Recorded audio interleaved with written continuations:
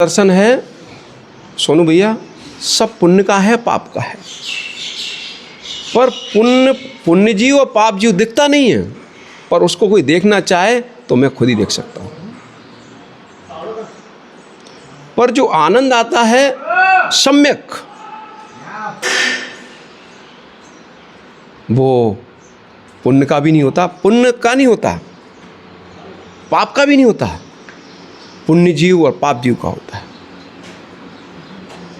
कठिन जैसा अभी समझ में नहीं आ रहा हो, कठिन हो रहा, अभी खुलेगा, अभी समझ में आ रहा। संसार में पुण्य के उदय में हर्षित होते हुए बहुत जीव दिखते हैं, पाप के उदय में रोते हुए बहुत जीव दिखते हैं, परंतु पुण्य पाप के उदय में भी आनंद में जीने वाले बिरले होते हैं। पुण्य पाप के उदय में भी रोने वाले बहुत जीव हैं, उछलने वाले भी जीव हैं और रोने वाले भी जीव हैं, पर पुण्य पाप दोनों की परिणति में आनंद में जीने वाले जीव बिरले हैं, और वही पुण्य जीव है। अब देखो एक चीज़ और भी चलेगी, आपके अंदर भी दो धाराएं चल सकती हैं। जो पुण्य पाप की उदय में, विपिन भैया, पुण्य पाप के उदय में जो आनंद की धारा चल रही है, चाहे पुण्य का हो चाहे पाप का उदय हो, वो है सम्यक सुख।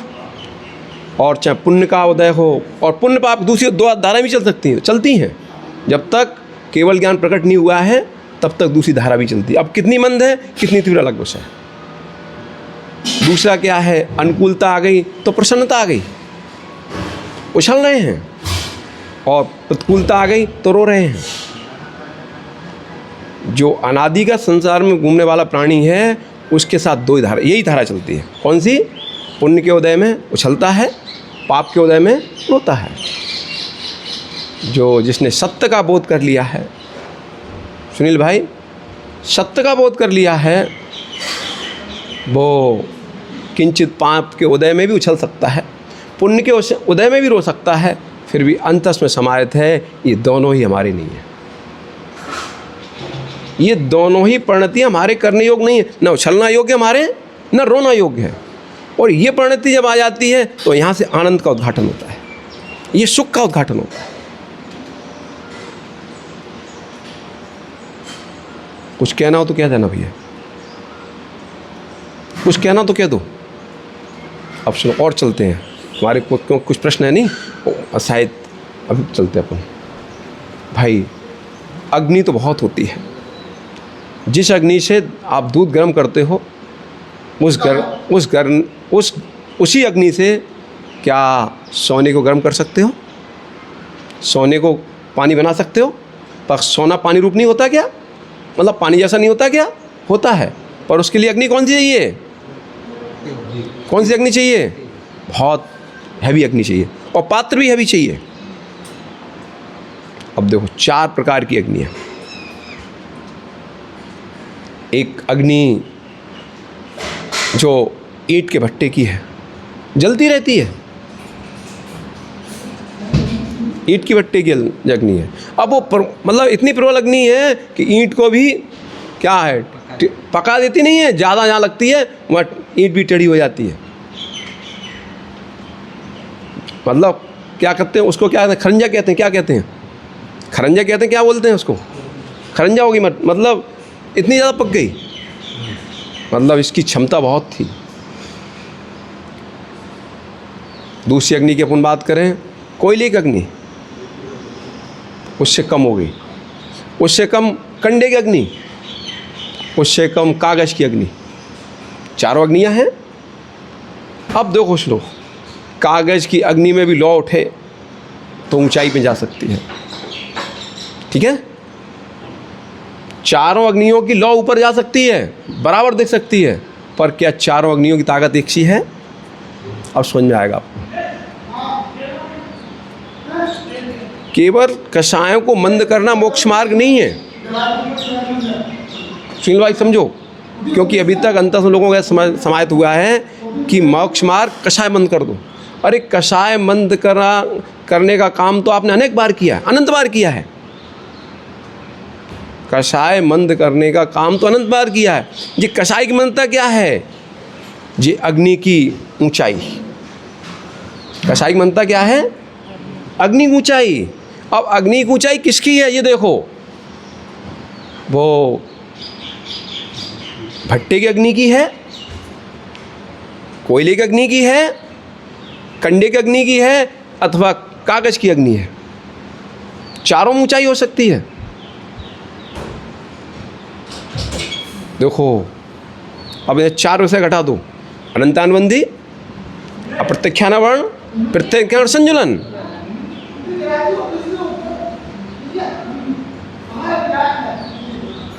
यदि जो अग्नि कौन सी है?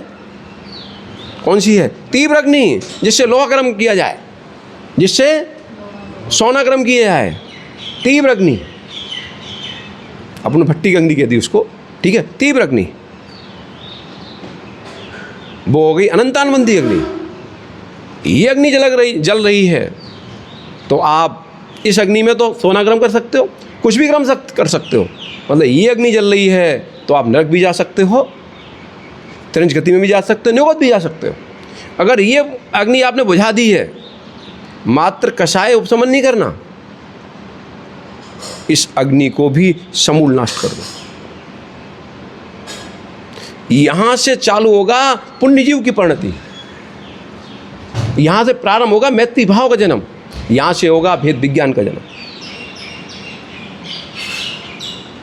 मतलब कषायों को मंद करके नवगेवक हुआए, कषाय को मंद करके नवगेवक हुआए। क्या दिख रहा था? कि अग्नि जली नहीं रही है। जो नवगेवक तक गए हैं उनकी अग्नि ऊंचाई नहीं थी, पर भट्टी जल रही थी। मतलब भट्टी के ऊपर राख थी, ना कि अग्नि का भाव था। मतलब जो भट्टी की अग्नि थी उसका भाव नहीं था, उसमें क्या था? राख आ गई थी। और उसकी महिमा क्या थी? नवगेवक तक ले गई। ठीक है, मतलब पर इसका भी आनंद आता है। परंतु यदि वो भट्टी की अग्नि बंद हो जाती, भट्टी की अग्नि, तो संसार में नहीं घूम। और दो नवगेवक चले गए, नवगेवक जाके फिर कहाँ मिले? नरकों में, निगोद में, 84 लाख योनियों में फिर मिले। क्यों मिले? क्योंकि आपने क्या देखा था? अग्नि की ऊंचाई को। कषाय कम करना, अग्नि ऊंचाई को। अरे अग्नि की ऊंचाई तो कम करो, अग्नि ऊंचाई तो कम करो, साथ में जो अग्नि 3 लोक का भ्रमण कराने वाली है, 84 लाख योनियों घुमाने वाली है, वो कौन सी अग्नि है? भट्टे की अग्नि। उसको पहले ध्वस्त करो। यदि उसको ध्वस्त कर दिया है, उसको ध्वस्त कर दिया है, अब आप ना नरक गति जा सकते हैं, ना आप त्रिंज गति जा सकते हैं। और यदि ये भस्मीभूत रही, पुनः जाल जुलमान नहीं हुई, तो आप ये मान के चलना आप कि आपको 2 ही गति मिलेंगी। कौन सी? जब तक संसार में रहोगे 2 गतियाँ। कौन कौन सी? मनुष्य गति और देव गति। और देव गति, मनुष्य गति भी मिलेगी, कोई सामान्य नहीं मिलेगी, कोई सामान्य नहीं मिलेगी। मतलब विशिष्ट ऐसी गति, मतलब विशिष्ट, मतलब कोई इंद्र बनोगे, किसी को आज्ञा देने का काम मिलेगा, आज्ञा पालन का काम नहीं। मनुष्य भी बनोगे तो कोई हीन दरिद्री नहीं बनोगे, कोई अपंग नहीं बनोगे, कोई दरिद्री रोगी नहीं बनोगे, वज्र सब नारायण सहन मिलेगा। समझ? सुनो भैया, और सुनो,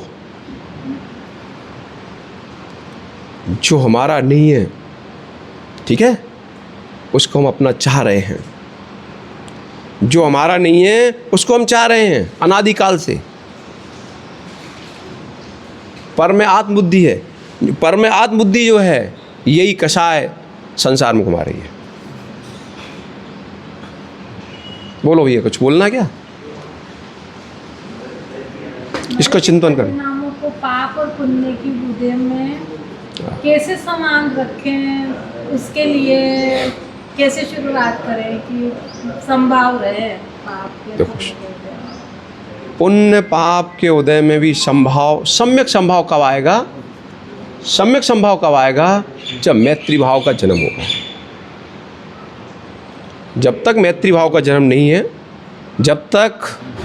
जब तक भट्टी की अग्नि शांत नहीं हुई है, तब तक 3 काल में संभाव आने वाला नहीं है। ये संभाव भी जो है तुम्हारा, ये मायाचारी के साथ है। जो संभाव दिख रहा है आपको कि मैं संभाव कुछ पे कुछ नहीं कहता हूँ, ये मायाचारी के साथ। अंदर तो पीड़ा है चल रही, मैं छोड़ूंगा नहीं। देखना था, इसने हमारा अपमान किया है, ये परेशान किया है, सामने हाथ जोड़ रहे हैं, अंदर अग्नि जल रही है। इसलिए मैत्री भाव जब तक प्राप्त नहीं होगा, तब तक कोई काम नहीं होगा। अब मैत्री भाव क्या है? परेशान दुखानपत अभिलाषो मैत्री। संसार का कोई भी प्राणी दुखी न रहे, ऐसी अभिलाषा का नाम है मैत्री। अब वो अभिलाषा कैसी हो? त्रिकालिक कैसी? आचार्य भगवान समंदर स्वामी ने सम्यक दर्शन की परिभाषा की, निशंकितन की। निशंक कैसे हो? जैसे तलवार की धार पर पानी चढ़ाया जाता है। मालूम आपको? नहीं मालूम? भैया नहीं मालूम किसी को?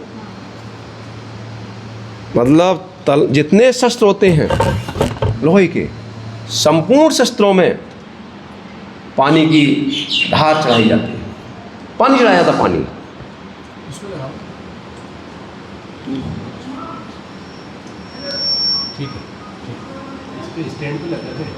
वैसे विकल्प ना भी करो, आगे जाओ भैया, विकल्प नहीं करो, आगे जाओ थोड़ा सा, विकल्प नहीं करो है। मतलब हाँ, पानी मालूम है? शस्त्र में पानी चढ़ाया जाता, कोई जानता नहीं जानता? नहीं मालूम भैया? अरे भाई सुनो, यहाँ तक अब तो जो अशिया होता है नहीं, दांतला बोलते हैं इसको, अब तो चूड़ी पद्धति बदल गई है, उसमें भी पानी चढ़ाया जाता है। अरे सुनो, अब मैं बता दूँ कैसे। अरे मैं कैसे चढ़ाया जाता है?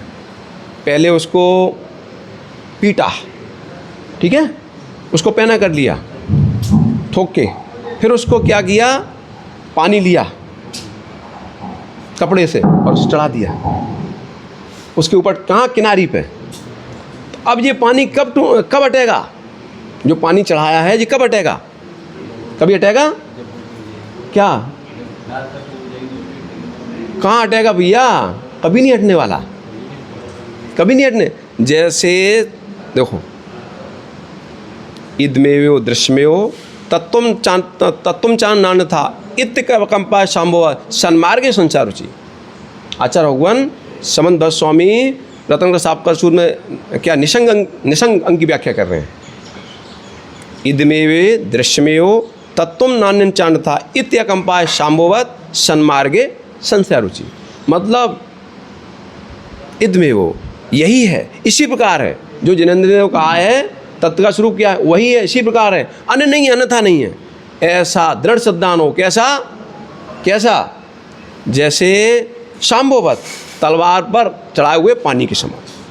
मतलब तलवार के खंड खंड हो जाएं, टुकड़े टुकड़े हो जाएं, पर पानी हटेगा क्या? आगे समझ में?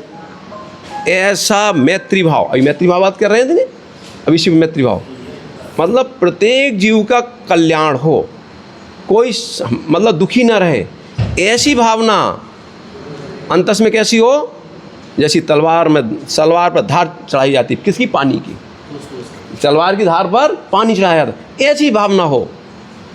ऐसी भावना, ऐसी सरलता लाने के लिए तो किस तरह के प्रयास करें? क्या करें? आगम का स्वाध्याय और अपनी परिणति का अवलोकन। शास्त्र का स्वाध्याय और निष्की परिणति का अवलोकन। अब क्या है मैं बताऊंगा आपको, क्या करूं? आप लोग क्या है, क्या कहूं? मतलब इतने भोले हो जिसकी कोई सीमा नहीं। संसार में घूमने वाला प्राणी इतना भोला है जिसकी कोई सीमा नहीं। जबकि सुखी होना सरल नहीं है। सुखी होना सरल नहीं है, संसार में घूमना कठिन है। सुखी होना सरल नहीं है, संसार में घूमना कठिन है। संसार के वैभव प्राप्त करना कठिन है और सुखी होना सरल है। सुखी होना सरल है, ऐसा कहो। सुखी होना उतना ही सरल है जितना सरल कंठ की प्यास बुझाना। टीकमचंद जी, सुखी होना उतना सरल है जितना सरल है कंठ की प्यास बुझाना, जितना सरल है भूख मिटाना। इतना सरल है। और इसमें कोई उपमा नहीं है, कोई अतिशयोक्ति नहीं है, ये सम्यक है। मतलब जितना सरल क्या है, भूख मिटाना, जितना सरल है कंठ की प्यास बुझाना, उतना सरल है सुखी होना, भगवान बनना। नहीं समझ में आया? ऐसा है क्या? सत्य है? आगे समझ में नहीं? समझ में आ गया, समझाऊं? हैं? अभी समझ में नहीं आया, मालूम है नहीं आया। देखो माँ, भोजन कब करते हो आप? भोजन कब मिलता है? आ रहा समझ में? आप कहीं जंगल में भटक गए, तिपन भैया, जंगल में आप भटक गए, भीषण जंगल और गर्मी तेज, कंठ सूख रहा है, पानी मिलेगा? जंगल मिल सकता है क्या? नहीं मिल सकता। क्यों भैया, क्या नाम आपका? शिवचरण। शिवचरण भैया, जंगल पानी नहीं मिल सकता? अरे मिल सकता है कि नहीं मिल सकता है? पर मिलेगा किसको? जिसको अपनी प्यास की, अरे जिसको प्यास की वेदना का बोध होगा, जिसको अपनी प्यास का, अपनी वेदना का बोध, वो ढूंढेगा। क्या ढूंढेगा? पानी कहाँ है, और वो जंगल में कहीं ना कहीं पानी मिल जाएगा।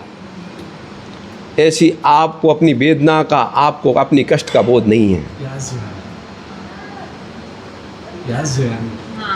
आपको अपनी पीड़ा का, अपनी कष्ट का बोध नहीं है, इसलिए आनंद से रह रहे हो। जिस दिन माँ पीड़ा का बोध हो जाएगा, कष्ट का बोध हो जाएगा, उसी दिन से खोज प्रारंभ हो जाएगी। जैसे कंठ में प्यास लगती है, अब क्या उसमें हो क्या है? अब आप क्या करते हो? प्यास तो लगती है, प्यास तो लगती है सुख की, पर क्या है? इंद्रिय विषयों का। अरे इंद्रिय विषयों को तो मैं बताऊँगा। हाँ, जंगल कहानी। अब क्या है? आपने देखा, ओहो जंगल था, जंगल ढूंढ रहे थे पानी, पर तुमने क्या देखा? ओहो सामने तो पानी दे रहा है, सरोवर, पर वहाँ क्या था? मात्र बालू का ढेर। पर दिख क्या रहा था? और दौड़े, अरे पानी मिलेगा, आनंद आ गया, पानी मिलेगा, दौड़ लगा दी, जाके कुछ नहीं मिला। पर जब तक दौड़ रहे थे आनंद आ रहा था कि नहीं आ रहा था? आनंद आ रहा था भैया। जब तक दौड़ रहे तब तक आनंद, पहुंचे कुछ नहीं मिला। अनादि की आपकी दौड़ यही चल रही है। क्या चल रही है? मतलब बालू का ढेर, दूर से दिखता है पानी है, और पहुंचे तो क्या मिला?